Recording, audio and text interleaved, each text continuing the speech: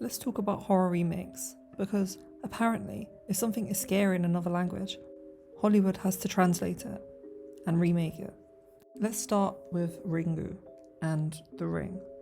Same cast tape, same phone calls, same well, but completely different vibes. The Japanese version feels real, like this could actually happen to someone who just made one bad decision at 2 a.m.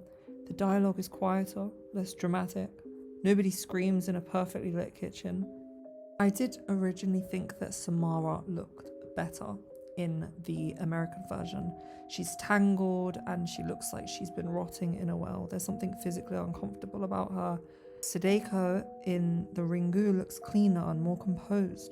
But after watching the Ringu, I realised that that's the point. In the Japanese version, she isn't just evil, she's tragic, she's misunderstood. Her stillness is what makes her scary. Samara feels like a monster, but Sadako feels like a curse, and she's almost angelic. The colour grading is completely different. The Ringu is muted, it's flat, it's natural. It feels like you're watching something that you found, not something that was designed by Hollywood. Whereas the Ring is blue, it's stylized, but it feels intentional, like horror with a filter. The American one scares you in the moment, but the Japanese one really sits with you. The movie posters are a good example of this. The Ringu poster is gothic, scary, almost alien. The novel is not the same as the movies, as it features significant differences to the plot. The movies is based on supernatural ghosts, and the book is science fiction, medical mystery thriller. I think that the Ringu poster is a homage to that. And the American version is loud. It makes you wonder what the movie's about. For me growing up, I was very young when this film came out, and I was very scared and confused of the poster. I didn't really understand it. Comparing the two movies, I do prefer the Ringu, just because it's the original, and you can't beat the original. But I do think that the American version has something special about it. It's definitely a classic 2000s movie. The remake wave really exploded after 2002, when The Ring proved you could take an overseas horror film, translate it, polish it, and make a lot of money. After that, it was open season. The Grudge, Dark Water, One Missed Call, The Uninvited, it became a formula. Explain the curse, cast a recognizable actress, and you've got a moneymaker.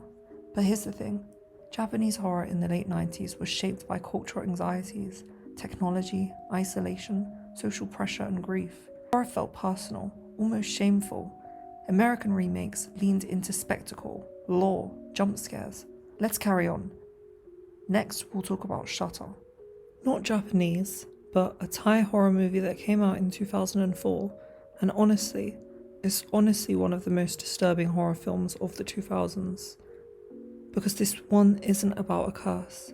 The original Shutter feels very personal. Cheap cameras, flash photography, grainy.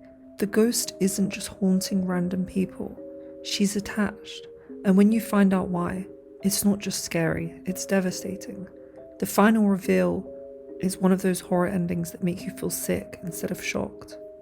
The American remake looks better, it's cleaner, and it's more polished, but something's missing. The storyline feels thinner, the relationship feels flatter, and the horror becomes more visual instead of psychological. In the original, the haunting feels more personal, cultural shame, suppressed trauma, consequences. In the remake, it becomes more like, oh, ghosts in the photos. Same premise, very different weight, although I do think they did a great job. And this is where the remake wave starts to show cracks, because Asian horror at the time wasn't just trying to scare you, it was trying to make you uncomfortable.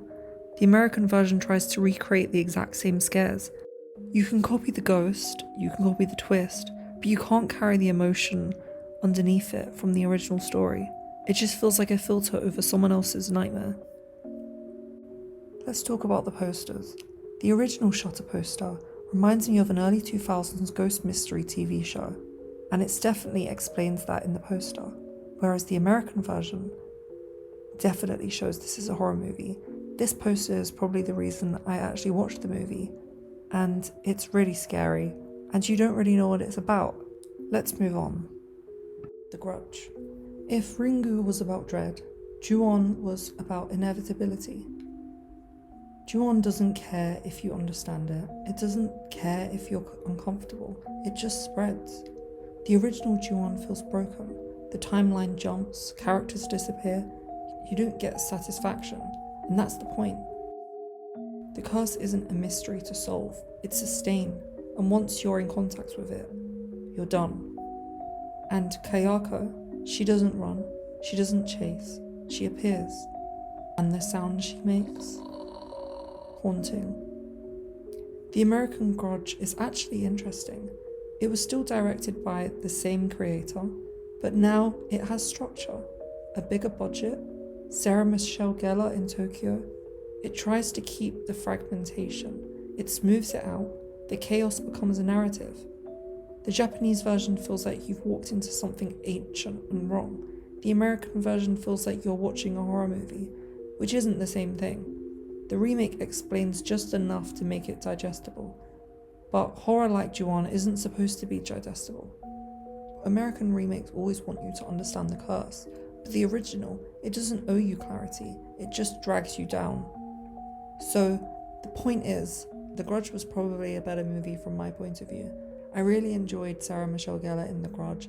I felt very connected to her character and I wanted the best for her. But she is a great actress. Let's talk about the posters. The original Ju-on poster shows a vibrant red and blue colour grading. However, The Grudge isn't in the poster, it's her son. I find this is an interesting take, but it definitely shows that it's a horror movie, and it is very haunting.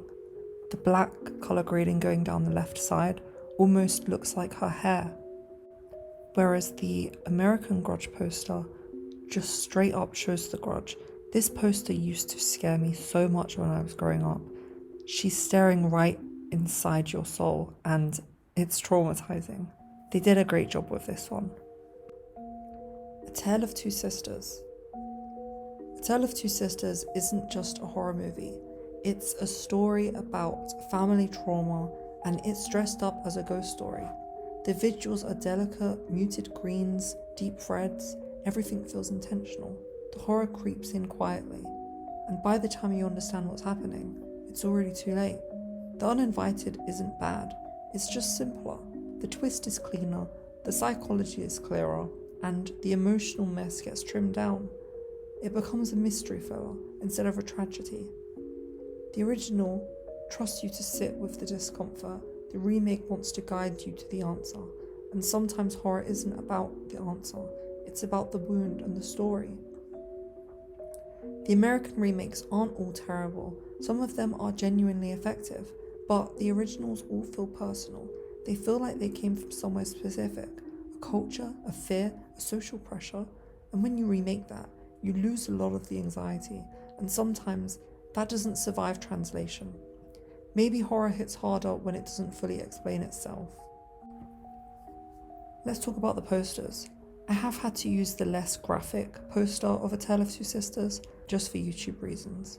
Even in this edited version, it is so haunting and it wins 100%.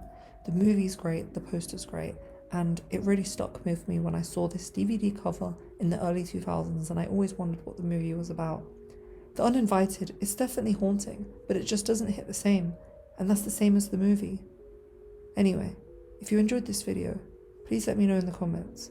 I'm a brand new horror channel, and it means the absolute world to every new subscriber and every comment that I get. Thanks for watching.